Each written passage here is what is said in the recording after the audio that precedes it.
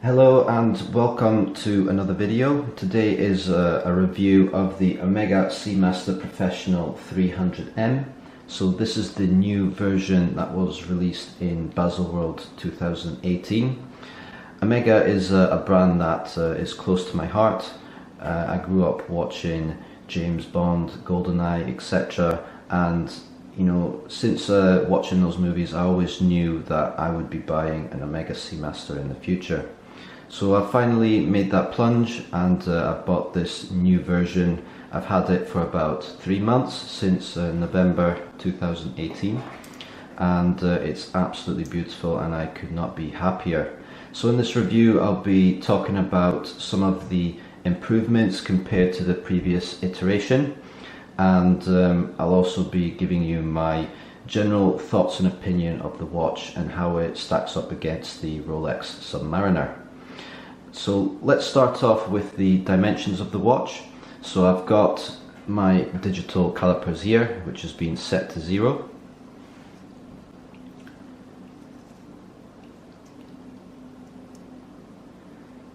So the diameter is 42 mil, as you can see, and let's just check the thickness. So the thickness is 13.5 mil. So basically the diameter of the watch is slightly larger compared to the previous iteration, which was 41 millimeters. And that was a concern of mine when they first announced it. I didn't fully understand why they would do that. But primarily it's because I wasn't sure whether it would fit my small wrists. So my wrists are 6.75 inches, and so let me show you a wrist shot.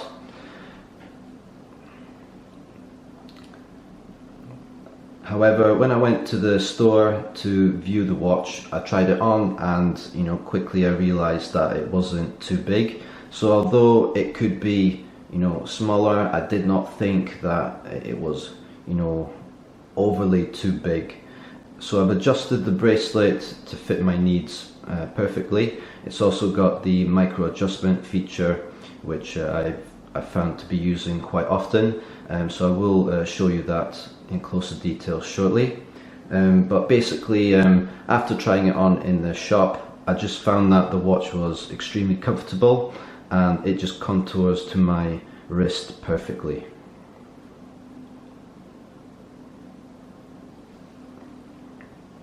So let's talk about the changes of the watch. So the biggest change is that this watch now has an in-house movement. So it's got an Omega caliber 8800 in-house movement, which is certified to COSC and also METAS. So the COSC certification stipulates that the watch needs to be between -4 and +6 seconds a day, and the METAS certification stipulates that it needs to be between 0 and +5 seconds a day. So this watch meets both of those requirements, and which includes the more stringent METAS certification, which is wonderful to know, of course. So the in-house movement is 3.5 Hertz, 25,200 beats per hour, and it's got a 55-hour power reserve, which is quite generous. If you look at the back of the case, it's got a sapphire crystal display back. So the display back is not something that would usually tickle my fancy. However, I'm not too fussed either way, and it is beautiful to look at when you take off your watch and wish to just view the engineering and craftsmanship that's gone into the watch. So it is absolutely beautiful. There's a wave pattern that is visible, and you can see the mechanical movement inside. So that is one of the changes. I'm not sure whether that's one of the reasons why it's slightly thicker, but I think it's simply due to the fact that it's got a completely different in-house movement, and they've had to make the case a little bit bigger to accommodate that movement. So although I don't think that the display back is necessary in a diver's watch, I'm not too fussed either way, and I think that it is a nice addition. However, to be completely honest, if I could choose between having, you know, a solid, you know, back or a display back, I'd probably choose a solid back, simply because I used to love the seahorse design of the previous version, and yeah, I just don't think it's necessary in a diver's watch. So one of the other changes of this watch is that the date location has been moved from 3 o'clock to 6 o'clock. According to Omega, this is to give the watch a more balanced look, and I have no complaints with the new location of the date window. So this watch has a ceramic dial and also ceramic bezel. So I'm not sure if you'll be able to see it, but just in the center of the dial it says ZR02, which is the chemical formula of the ceramic dial. So the dial has a wave pattern, which is beautiful, and also raised indices. So let me show you the bezel action.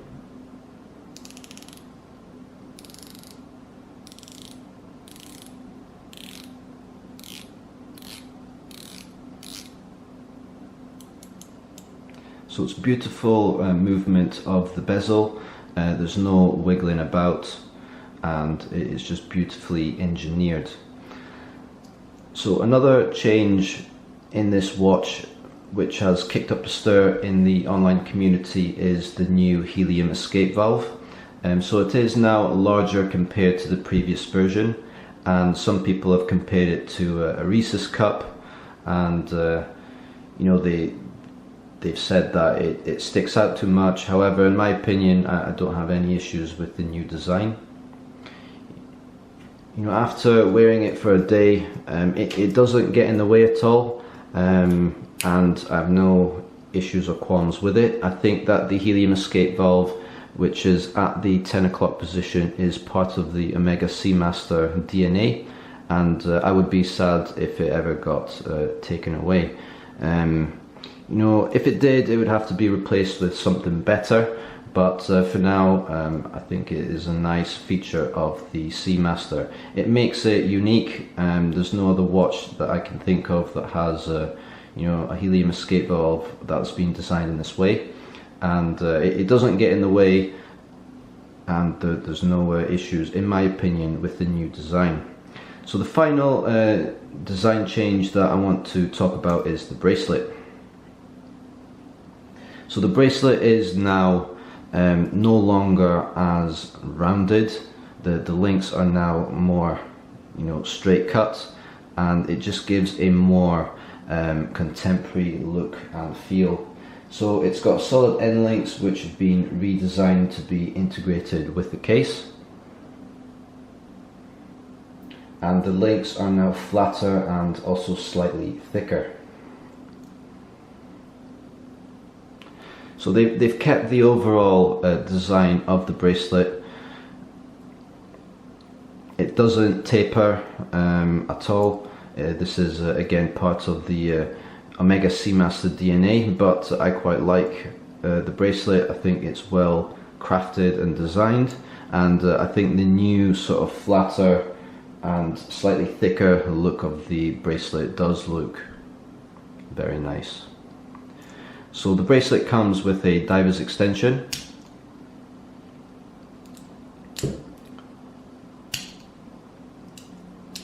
which has a nice opening and closing movement.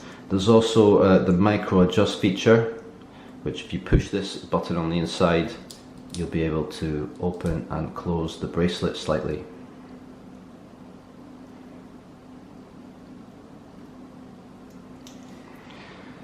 So let me show you what is inside of the box that you get.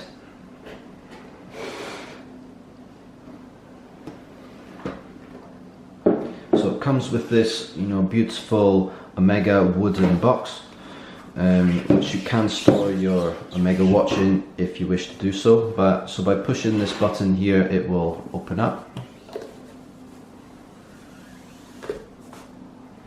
And I have to say that the Omega watch boxes are much better than the Rolex ones. However, I fully appreciate that, you're buying a watch for the watch and not for the box.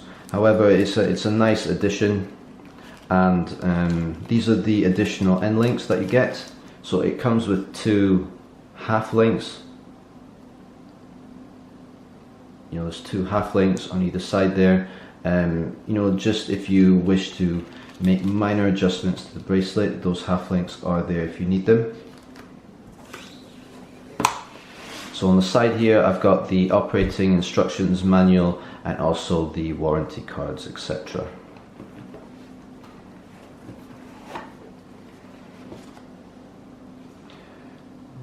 So it comes with the international warranty card, the pictograms cards, and also the master chronometer card.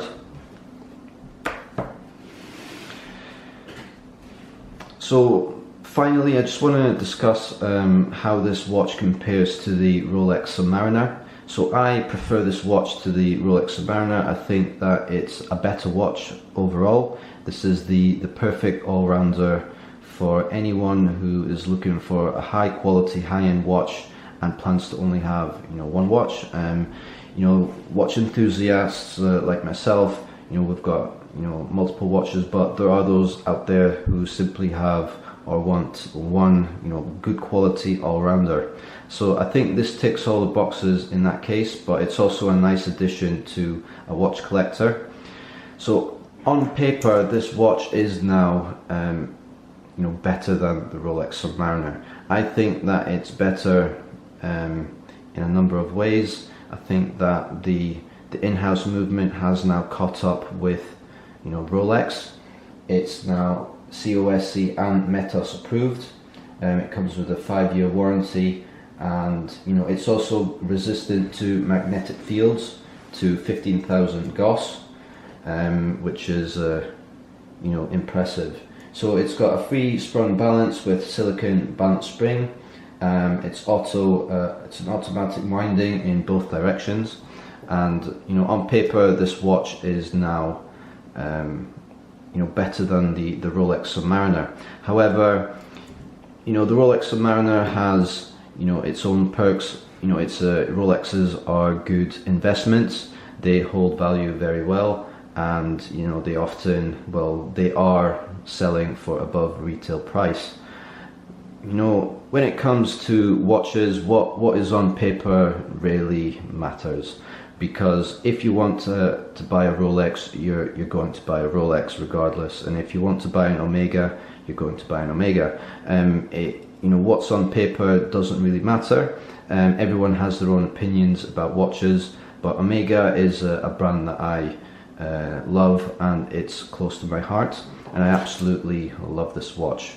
I'm happy that Omega have stepped up the game and released this watch, and I think it is now up there competing against Rolex, at least in the divers department.